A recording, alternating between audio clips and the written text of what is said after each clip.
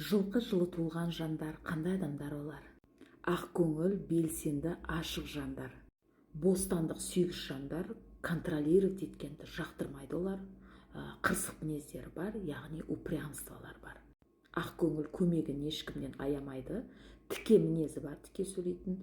Өздеріне ұнайтын жерде жүреді постоянно. Өздерінің ойын ашық айтады. Эгоизм мінездері де бар. Иногда эгоист болып кетеді. Өмірде ешкім еркелетпесе де ерке мінезін байқауға болады. Еркелеу мінездері бар. Мақсат қуғыш, мақсатына жетпей қоймайды, иногда шыдамсызданып кететін мінезі бар. Үркігіш мінезі де бар. Бұл өмірде қорқатын нәрселері өте көп, иногда уайымға кіріп кетеді. Особенно олар ең қорқатыны жалғыздықтан қорқады. Махаббатта өте адал, жан тәнмен жақсы көруді біледі. Олардың әлсіздігі махаббаттары. Ешкімді тыңдамайды, ешкімнің айтқанын істемейді, бірақ сүйген адамының айтқанын істеуге, басын июге дайын.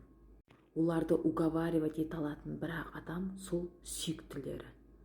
Таныстары өте көп болады, любой адаммен тіл табысып кетуі өте оңай.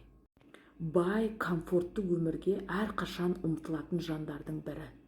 Әрқашан жоғарыдан көрінгісі келеді, әрқашан жоғарыға, байлыққа ұмтылатын жандар.